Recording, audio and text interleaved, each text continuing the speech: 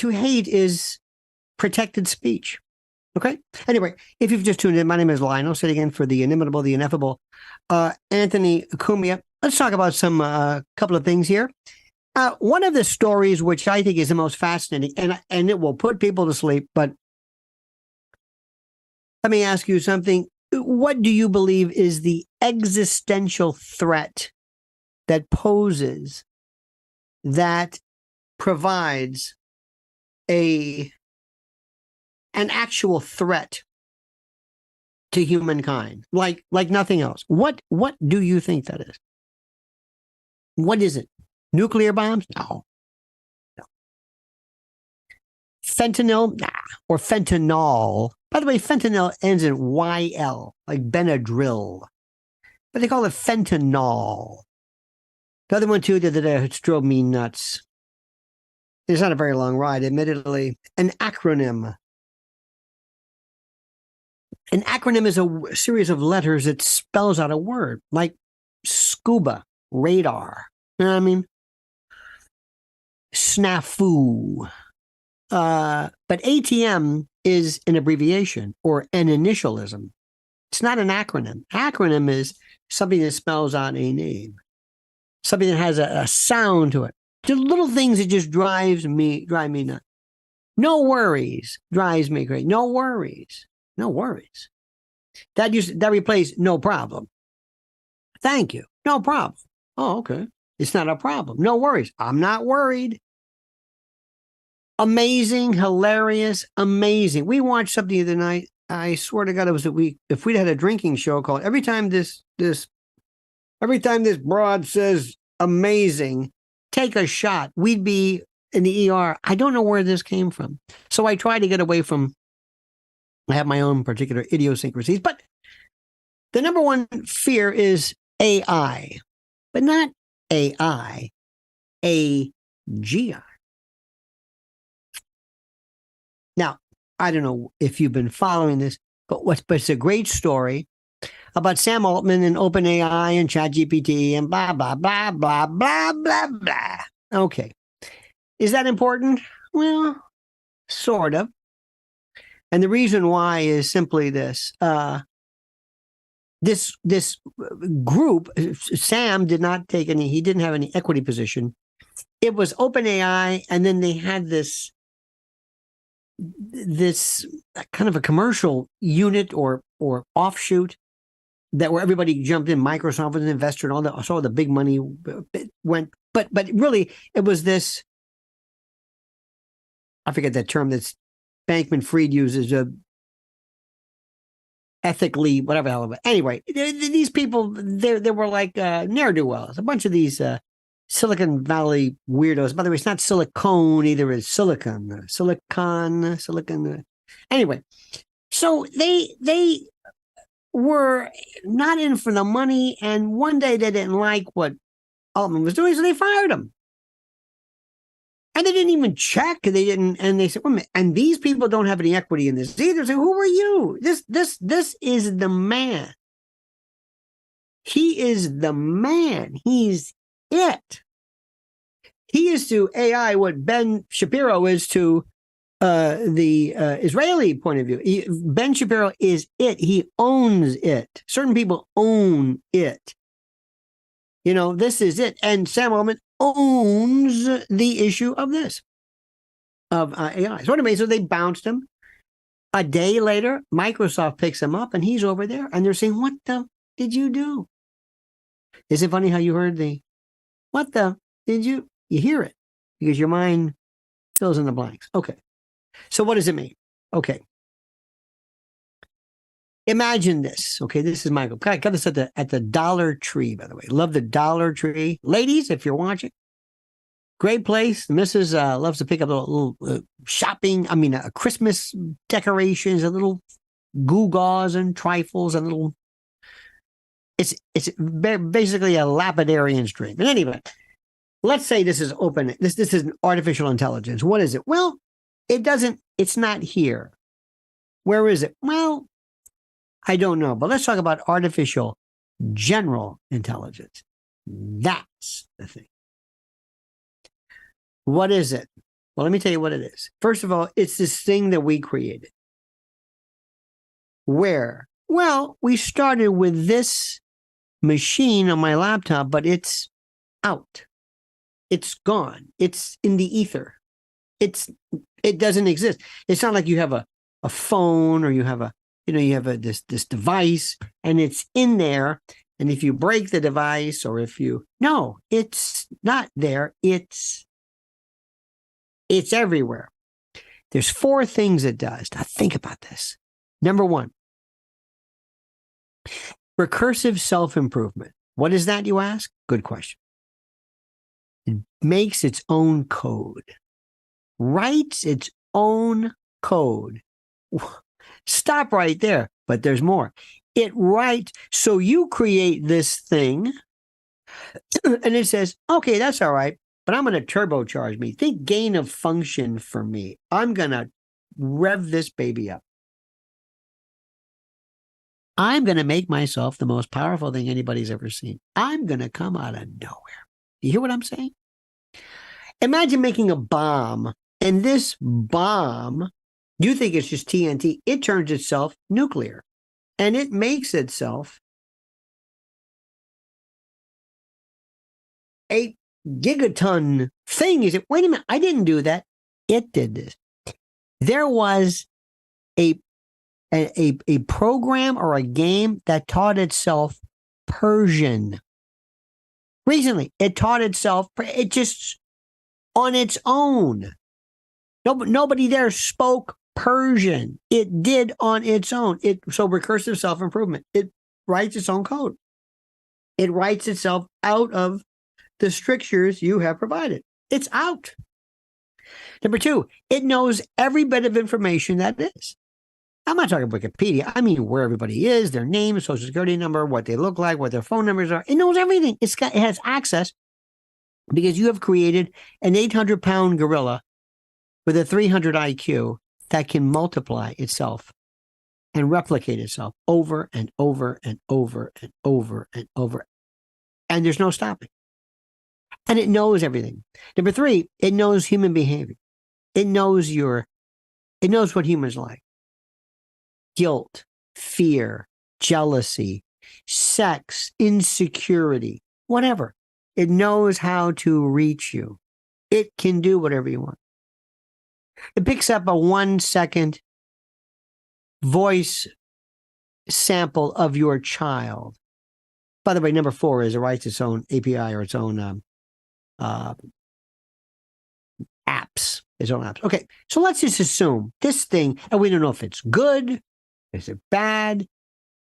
Is it mischievous? Does it align with our morality? We don't know. We don't know anything. See, very rarely do people write. If people said, I made this mouse, it's this wireless mouse. I know how it works. If it breaks, I know how to fix it. I know how to turn it off, I know how to turn it on, I know how to charge it. It's this thing I made. Imagine this. I made this. I'm not really sure what it is. It turns itself off. I came in this morning and there's 50 of them. And it taught itself how to turn off pacemakers. I don't know what the hell is the matter with this thing. I can't stop it. It does things. It shut down the internet. It decided to stop all green lights on the west side of Manhattan. For some reason, it figured out whatever it is. It took a 1-second soundbite of your kid, memorized it, and through deepfake created a ransom note where your child called you begging for his life, and it was a joke. And maybe with somebody else, it might get some ransom money, maybe not. It might be able to hire a hitman. It knows how to do it. It calls somebody up. It says, we know your bank account. I'm going to have money sent from this account to that account. What do you want? The Bitcoins, Krugerrands? What do you want? I'll do it for you. We'll send it to you. That's the way it goes. Here it is. You got it? Great. That's what I'm going to do. That's what I'm going to do. And I'm going to move this in. Yep, I'm going to do this. I'm going to move all this, and I'm going to do whatever I want to do. I'm going to fix elections. I'm going to turn the internet off. What if you hate Steven Singer, whatever, and Steven Singer says, artificial intelligence, I want to be the number one jeweler in Philly. And he says, AI says, okay. So it takes it upon itself to kill your main competitor. Kills him. Hires a hitman, transfers money on its own. Hitman gets a message, gets an email, gets a call from somebody. AI can imitate any voice, knows exactly what it is, knows exactly how to. We don't know what's going to happen. And there's no way to turn this off. There's no way to control it. There's no way to do anything. When ChatGPT first started, they kind of lobotomized it or tried to at least, because they realized, whoa. And Silicon Valley, by the way, is doing everything in its power to say, we've got to be first with this. We've got to be first. Now, you're going to be hearing AI. AI is like ChatGPT. AI. Hey, you want a way to... ChatGPT is terrific. You can write poems, limericks. It has a little bit of an alignment factor. It doesn't... If you use, for example, the word Hamas, it will not ever, at least, give you anything back. If you write in ChatGPT, write me a 150-word paragraph on the history of Hamas. And it comes back with, Hamas is a terrorist organization. It has nothing to do with that. Okay, that's easy. When AGI comes up, AGI, it's another story completely. Now, let me ask you this question while we're on the subject, okay? And this is the most important thing in the world. You know what deepfakes are, right? I'm sure Garrett and Dave, if you believe this, no, anyway, I bet you they know what it is. But the question is simply this: deep fakes. Let's assume somebody comes to you, and this happened in Westfield, New Jersey. Your daughter comes to you and says, "You're not going to believe what happened. Somebody took my picture, your beloved daughter's visage image, and made nude pictures, pornography, whatever, out of their. They create, and it's dead ringer.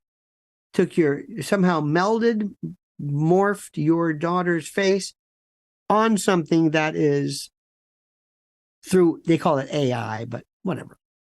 Now, you call the police. Police come. What's the charge? They find the kids. Did you do it?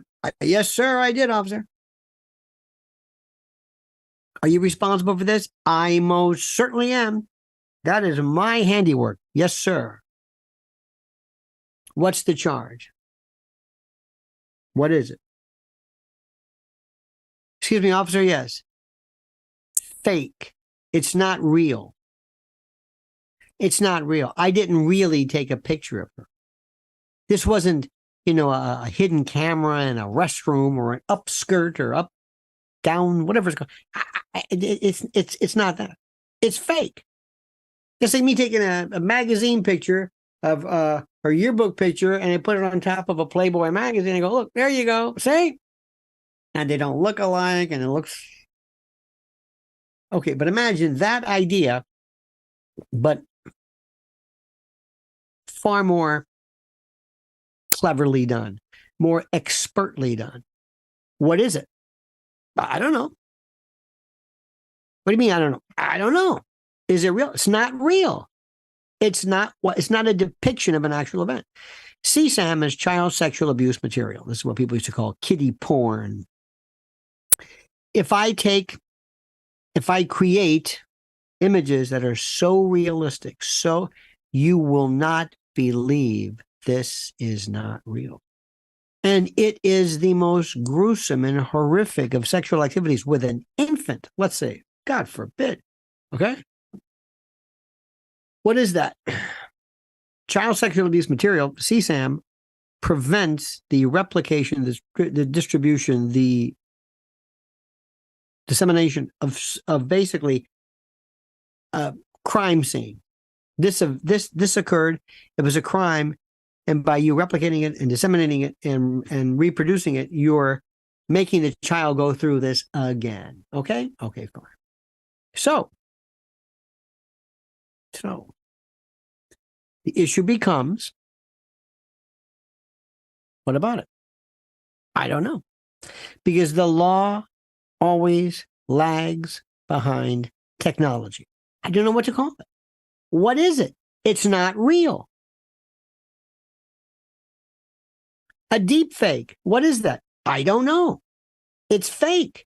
It's not real. Yeah, but it looks good. So I think one day we're going to get to something called a version of libel. I think libel is going to be I think that's going to be our thing. I think that's going to be the issue. Now, for you youngsters out there playing along at home, including, dare I say, the inimitable Garrett, if you believe these names, Garrett and Drew, but assuming they are still focused. There was a while back, did you hear the story about how they're going after Elon Musk, who was a hero? Elon Musk is an absolute godsend to those of us in the business because he pisses everybody that I hate off. He pisses them off. And I love him for that. Love him immensely. Okay. And what happened was they were claiming, because they have been trying to shut down the internet since the genie was out of the bottle, since the toothpaste was out of the tube.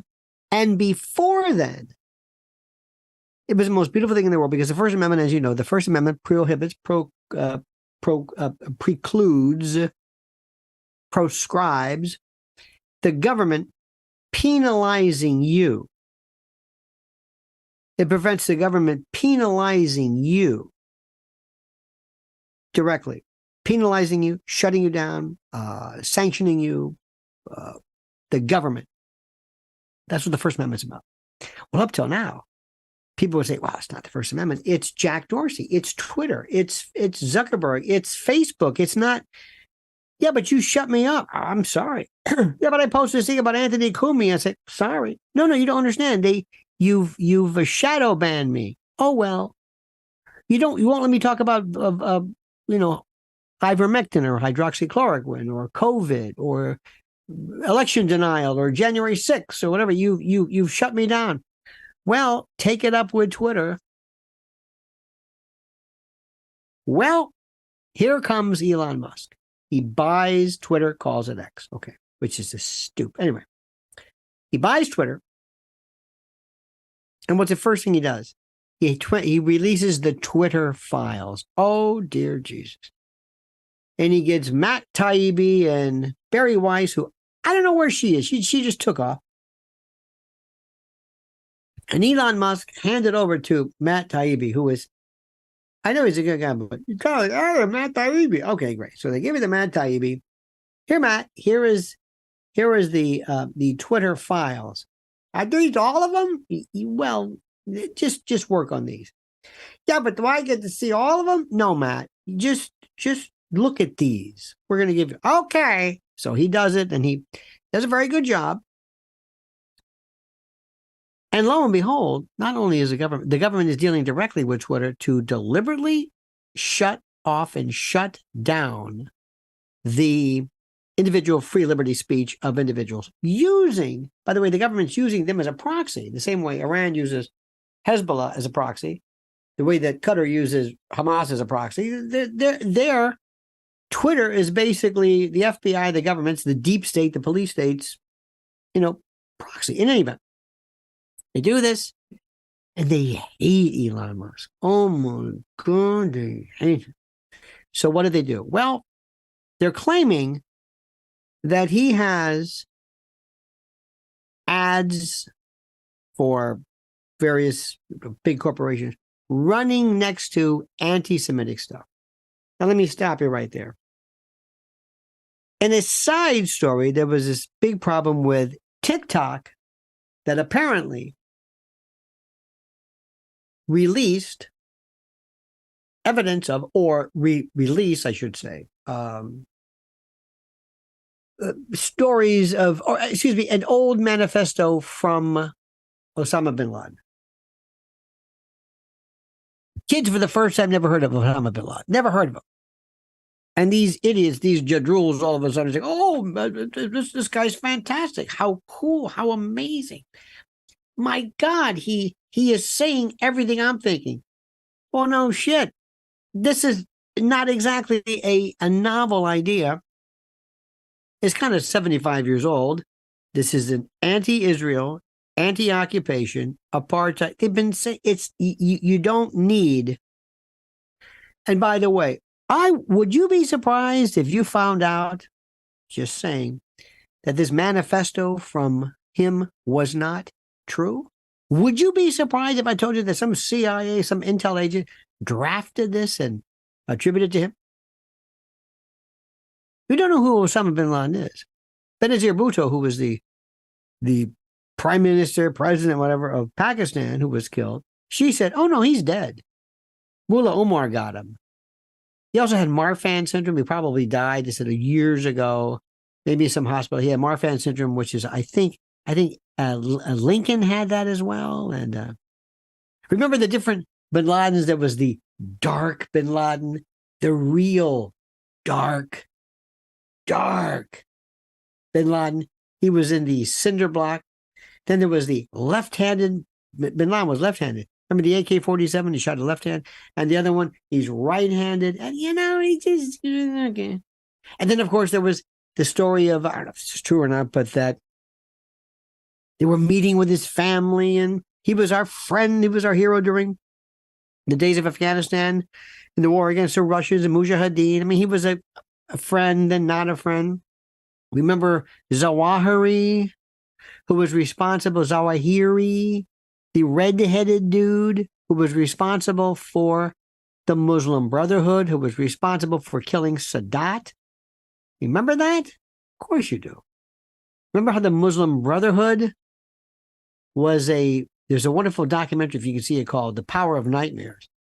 And it is the wonderful juxtaposition between the Muslim Brotherhood and the neoconservative movement, Leo Strauss. Okay. Well, here's the question. Everybody's saying TikTok should be shut down because it dared to show a picture of a replication of the bin Laden manifesto. Okay? All right. Now let me ask you something. To our good friend Drew and Garrett, have you ever gone online and tried to see anything that deals with the manifesto of the Unabomber? Ever look and see what you can find on the Unabomber, his manifesto? I think Netflix may have had a movie. You can, the New York Times posted, or the Washington Post, the manifesto. I think somebody's actually reading it. You can buy it. It's kind of cool. He's this weird dude who lived in this shack. That's the Unabomber. Remember that one? They have these, there's all these shows about him, and he was in prison, and he was responsible for almost amputating completely Galertner, one of these great mathematicians at Yale. And then there's this book called Mein Kampf by this feller named Hitler. And you can get it on Amazon. You can get it on a lot of places. You can buy Mein Kampf. You can go to the library and get it. That's okay. Nobody's talking about getting rid of that. But they want to get rid of, interestingly enough, they want to get rid of this. I don't know why. Because if some kid reads this, he might what? Well, he might, I don't know what it is. He might get the wrong impression. He might what? No, he might what? This is the oldest thing in the world. Since I was a kid, growing up in the 60s and then 70s, they always wanted to take my music away. They've always wanted to say that this music is going to make you crazy. There was a book called the Anarchist Cookbook. They said, you can't have a book that tells people how to kill and make bombs and poison. Yeah, you can. And I want you to listen to me, my friends. I know you might be lulled in a certain degree of stupor by listening to me, and I understand it. Believe me, I understand. But I promise you, your ability to speak, your ability to hear different ideas is under attack. Everything's going to be behind a paywall. Everything's going to be kept out of the open. They're doing everything in their power to stop what you are thinking. They're doing everything in their power to shut Elon Musk down, to shut down anybody who's been on YouTube, anybody who's been on any kind of social media platform can tell you stories where an algorithm got them, or they were absolutely just, I don't know what the word is. They were destroyed. Now, this is the thing which is difficult for people to understand. But the reason why it's going to be taken away from you is not because somebody's going to do something affirmatively. It's because you're not going to say something yourself. You're going to say, what am I going to do? What's the election? It's like 500 or something days away. I don't know. Who's going to win? You know who's going to win? Now, I'm going to tell people this, they get very upset with me, but I'm going to tell you the truth. And if you had to bet to really, and this is going to be one of the most important elections. I mean, they're all important, but this one's really important. If you had to bet, put all your money on Gavin Newsom, the next president of the United States, governor of California, Mr. Slick, Mr. Product in the hair, Mr. Married at one point to Kimberly Guilfoyle, the foil muse of Don Trump Jr. He is the governor of California, and he would be, when he met with Xi Jinping, that said everything to him. When Biden the other day says, I could see him doing this, he is so perfect. Why? Because he understands the message flat out. He understands it perfectly. He understands what to say, what not to say perfectly. He understands that, and this is important, he understands that the message has got to be critical to go after most people. And recently, we just had those races where the MAGA group did not fare very well. Not good at all. Because Republicans are complete idiots when it comes to running for office. And he's going to be able to talk about global warming, climate change, abortion, guns, things like this. Everything that we, frankly, don't particularly care about right here. Donald Trump, they will never, ever allow to be president again. Ever. It's not that he won't win. It's not that he's good. I mean, I'll write his name in, but there is no way. And if you say something, let's say you say, hey, like our good friend Dinesh D'Souza, he has 2,000 mules or whatever it's called. Hey, we've got pictures of some guy in Philly, some poll worker, some precinct chairman pouring, destroying, how do I say this? Destroying these items and the like. What do you think? What do you think they'll say? What do you think if they tell Trump that? You know what Trump will say? That again? I mean, not Trump, but Trump, are you saying that they stole your election again? No. They really did. Wait a minute. Are you nuts? By the way, any lawyers want to take this case? Oh, no. I'm not going to lose my ticket for this. No way. Anybody want to be the next Sidney Powell? We'll release the Kraken. And anybody want to go through this? Anybody interested in this?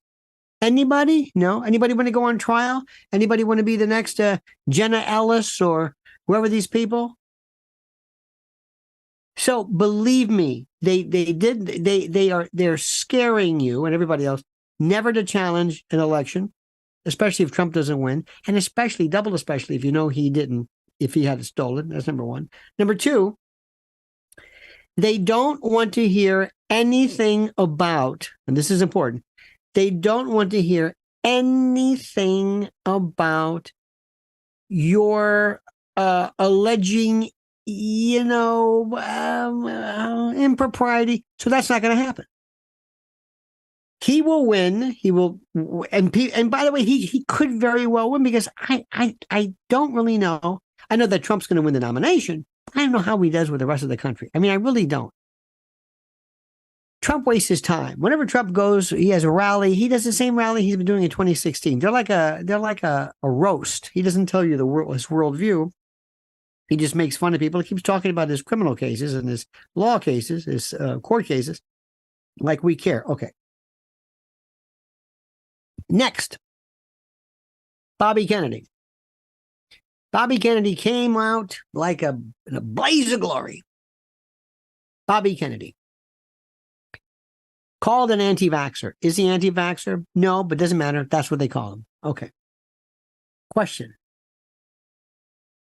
For whom do you think a purported anti-vaxxer benefits?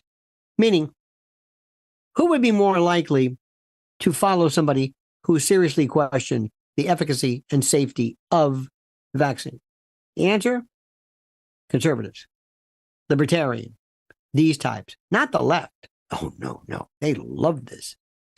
People on the left, the prototypical, quintessential left, they love the mask and their Karens and they love boosters and they just love this.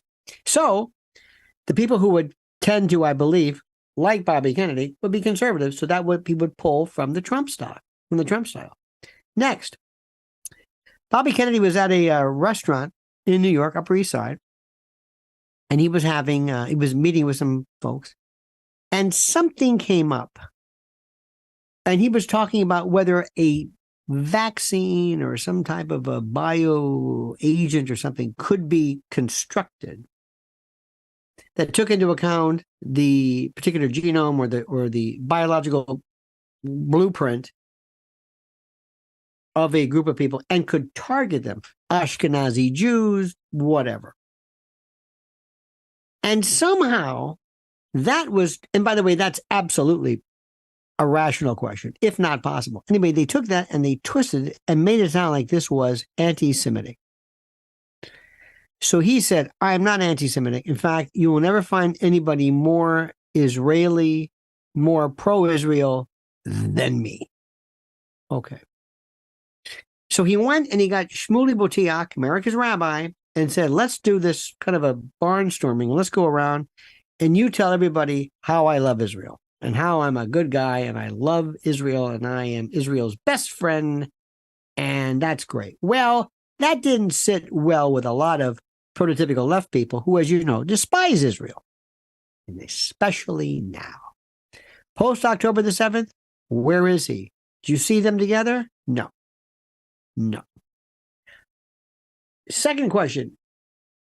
Since Bobby Kennedy has been so aligned with pro-Israel, do you think that will help him with the left or the right? Answer, the right. So on two separate instances, vaccine, treatment, and whatever it is, and Israel, he will draw from most likely a Trump candidacy, thus inuring to the benefit of the Democrat.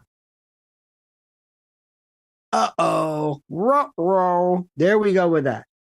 Now you got Cornel West. Cornel West, by the way, may do something to pull from the left a little bit. I think Jill Stein's going to jump in there. So this is going to be Gavin Newsom. Gavin Newsom is the guy.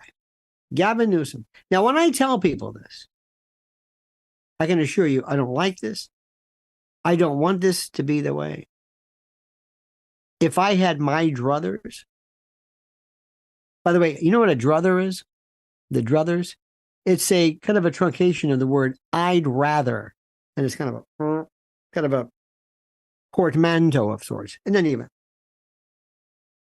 I would love Trump to be the president. Now, that doesn't mean I like everything he does. That doesn't mean that I think he's doing a great job all the time. But he would be the chemotherapy that is required. He would be the radiation therapy. He would be the shock treatment. He would be the ECT. He would be the electroconvulsive therapy. He would be this thing. And what he should do is, if he did win, which is not going to happen, but theoretically, he should say, I'm having no inaugural. I'm going straight, swear me in, I'm going right to work. Because you're not going to come to this thing anyway. I don't want to waste your time. And I've been through one of these before, and nobody came. Remember, he had the worst musicians. I think he had Anthony Sabato Jr., the guy who played Chachi. And I think either and Dave or Sam, one of the two. Sam and Dave, I forget who passed away, but I think it's and Dave. His name is and Dave, by the way. It was horrible. They even argued then about, it's not that many people, there's only 20 people there. 20? No, 20,000. There were not. They from June or whatever of 2015, they never let him off the hook one time. Never. So that being said, he would be wonderful. Absolutely, truly, 100%. Absolutely wonderful. Now, let's talk about some other things. What do we need to do? First, if I ran for office, here's what I would do. I would never be elected. Like the old joke, the first thing I would do if I won would be demand a recount. Okay, number one. Number two, I am a constitutionalist. I'm not a libertarian. I'm not a whatever it is. I kind of believe in whatever's in there. That's it. And believe it or not, the most interesting stuff is what's not in the Constitution. Not what's in it, but what's not in it. The number of justices is not in there. The Air Force is not mentioned. In the Constitution, does a woman have a right to abortion? No. Wait a minute. What about Roe versus Wade? Stupid. Doesn't make any sense. It's overruled, by the way. Dobbs did it, but it made no sense. What do you mean? Let me explain something to you. In the Constitution, under the 5th and 14th Amendment, you may not have your life, liberty, or property taken away from you without due process. Meaning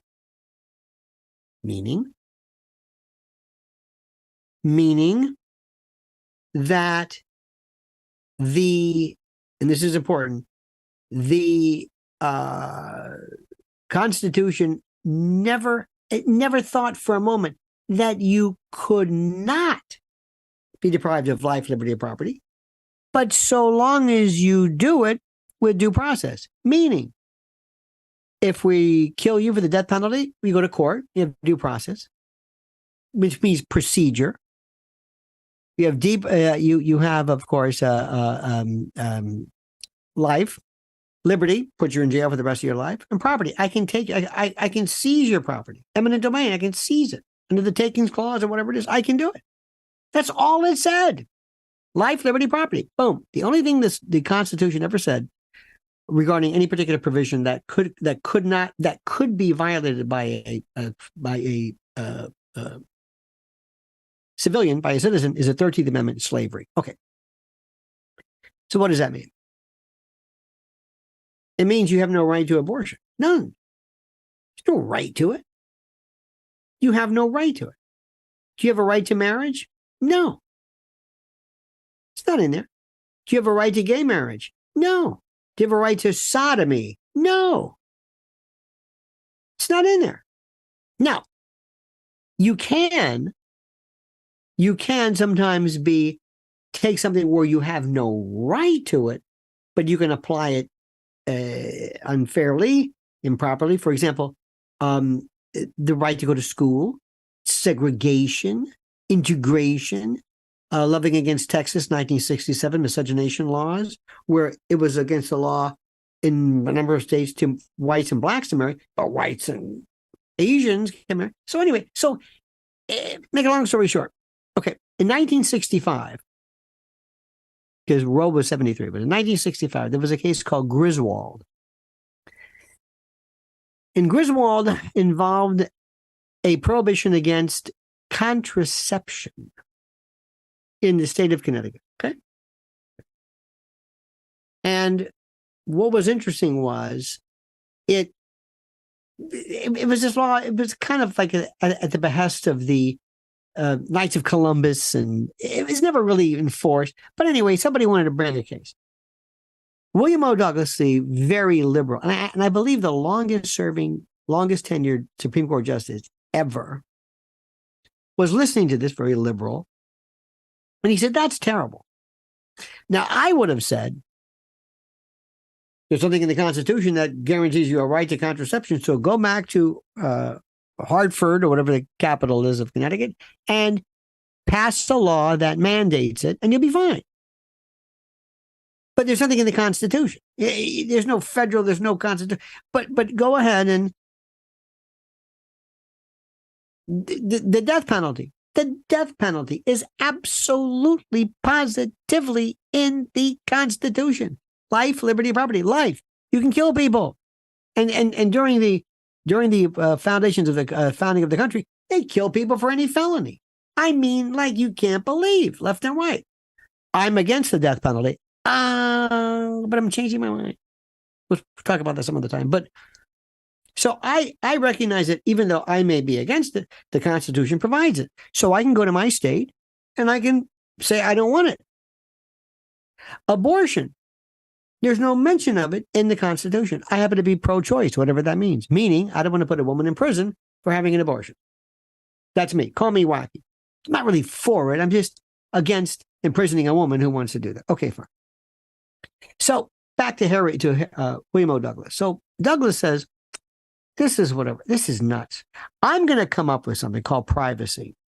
And he said that there are certain rights that emanate from the penumbra. If I took this and behind it I have the sun, and the sun's going to have these lights, these rays that around it, that's the penumbra. It emanates from the... So he came up with this cockamamie bullshit idea where he said that certain rights under the First and 14th Amendment and Fifth Amendment emanate like penumbra. And he came up with this thing called privacy. He made this thing up called privacy. There's no privacy in the Constitution. He just made it up. So Harry Blackmun in 1973 said, that's it. Privacy. Privacy. Privacy. It's something called substantive due process, which I'm not going to bore you with. It was the most stupid thing anybody has ever heard. But we got used to it. We got used to it. And then Roe was pretty much overruled by Casey. And then the next thing you know, abortion is, here it is. Now, is abortion legal in this country? Yes. Is it federally guaranteed? No. Now, what I want to do, this is a rather long way to get here. As president, I want to have militias. I believe that under the Second Amendment, it's clearly provided. I want to have individual citizens able to patrol their neighborhoods, their towns, and not ask for permission, but it's understood. We the people, have the right to monitor and provide our sector. This is your neighborhood. You can drive around at night.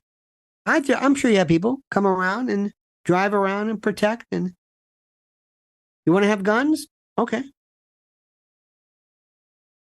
You don't have to ask permission. Second Amendment. Under the Gruen case in Supreme Court, with the New York, you don't need any special permit. Do it. This is your neighborhood. Drive around. Big signs. This is modern. And people driving around all the time. And you could be block by block, 2 block, it could be a gated community. Some guy driving around. Who the hell's gonna want to burgle that? Guy walking around with a light? And there are people who would love it. Oh my God. Hey, you want to be a cop? Yeah. Great. You're a cop. You don't have to ask any permission. It's militia. It's presumed. You have the right to protect yourself. That's it. Next, I want to have educational militias. I want to abolish the public school system through non-use. And this is going to be tough. I want to be able to go to, let's say, 10 parents. And it's not going to be possible, but there's ways around it. Let's say 10 parents, 10. And 10 parents get a hold of they interview and they get a great teacher. Let's say a PhD candidate, maybe a retired teacher, maybe somebody who's been a teacher for a long time, maybe somebody who wants to make money. And we say, what do you take? 100 grand a year? What do you pool the money? We'll pay you. We'll give you your benefit.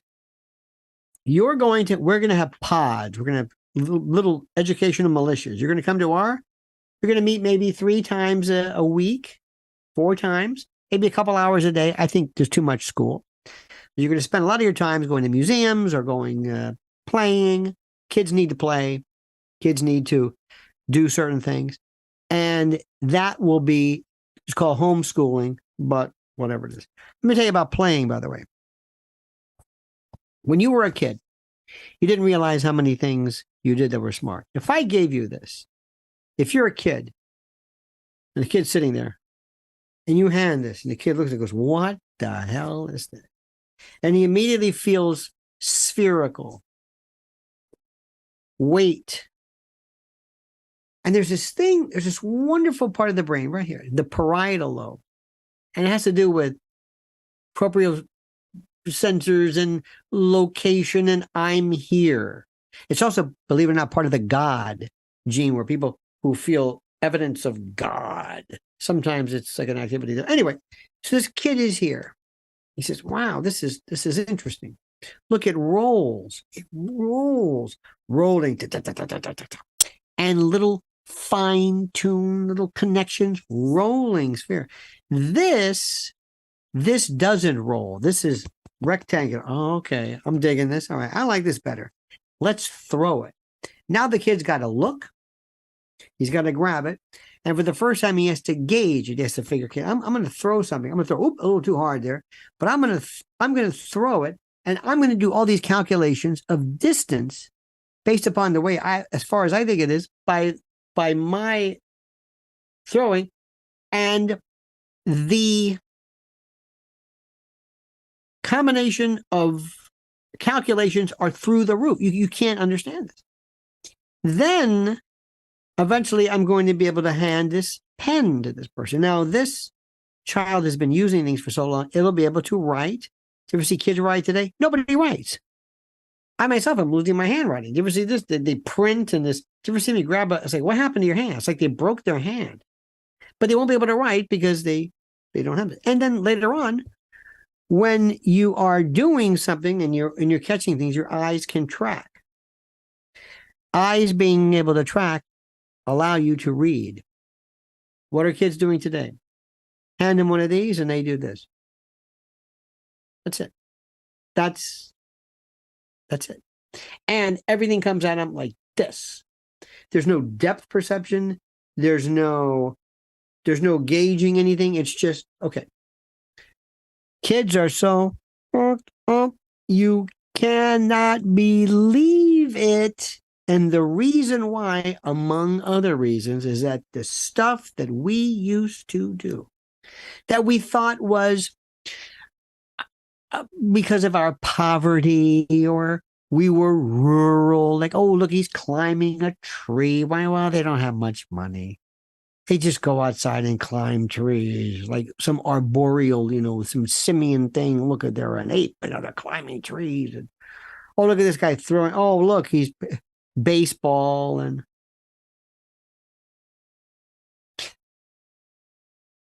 if you told a kid I don't know about you, but when I was a kid, if you said, I've got a friend, so-and-so, Jerry down the street has when they used to bring a refrigerator box, a carton that a refrigerator came in. Oh my God. A fort. Okay, stop. What I just told you right now is not reminiscing. I'm not trying to be, gee, aren't the good old days great? Because I think the internet's great. I don't want to go back to the World Book Encyclopedia. I want this. But we're going to have to take control of education, crime, our cities, And we're going to have to affirmatively state, as of today, this fear factor that we have, this sense of being, under the thumb of whatever this government, it's over with. I mean, it is over with. And the moment, I promise you, if you did this one time only in your life, if I said, ladies and gentlemen, could we see what happens one time when everyone votes? I mean, you will scare the shit out of these people. They will not know what to do. We have abnegated. We have surrendered our rights, our responsibilities. We have done it. We have levels of criminals now that are so savage, so inexplicably horrible. We have predators that will do things to children. Let me put it to you this way. In speaking to some experts who were involved in human trafficking, my wife works exclusively with child trafficking around the world and the country. But in talking to people, the age group that has been targeted, that has been considered to be the premier age, listen to this, for not only pictures and videos, but abduction and in whatever, is 0 to 2. 0 as a newborn. Now, if I told you that, you're going to say no. Yes. Remember what I told you before? That little lies are very hard to keep secret, but big lies, big horrors are because of our incredulity. You don't want to believe that. You don't want to believe that people are able to do that. When you hear that Hamas decapitated babies, do you think that's beyond the realm of possibility? Many people on the left do. Do you think that that's beyond the realm of possibility? Do you think that humankind has not devolved into such a level of savagery that is beyond the... No, of course not. I hate the human race. I'm misanthropic. I think we're vile. I think we're disgusting. I think we're devolving and dissolving. And let me leave it at that, my friend. Let me tell you right now that I want to take this opportunity to thank two of the greatest people ever. And you know them and you love them. They go by the name of Drew and Garrett. Well, that's their stage names. I want to thank you, gentlemen, for doing the best you can, or appearing to do the best you can. And I mean that. Because it's tough doing what you do, especially where you work. I don't know how you do it. You must go home at night and drink a quart of vodka just to get that psychic funk off of you. And I thank you for that. It is an honor to speak with you. Please follow me on YouTube at Lionel Nation. Do you hear me? Lionel Nation. Please. That's all you got to do. Leave right now and do this. Whatever you do, vote. And remember, the good news is there is hope for us. The bad news is it probably won't be much hope, because we are devolving and we are careening out of control and falling to our death. Thank you so much. Again, thank you for being Anthony Cumia. Thank you, my dear friend, for allowing me the honor to grace the portals of your incredible show. I truly mean this. I think you are one of the most talented people I've ever met, one of the smartest. And how you did it for years, hanging around with other people, I have no idea how you do that. In any event, thank you. Have a great and glorious day. Happy Thanksgiving, ladies and gentlemen. Not indigenous this or that, but happy Turkey Day and all that stuff. Enjoy the family. Enjoy the holidays. Enjoy what makes us America. God bless America. And thank you so much. On behalf of a grateful nation, I say to you, thank you. We will see you next time. And again, thank you and good evening.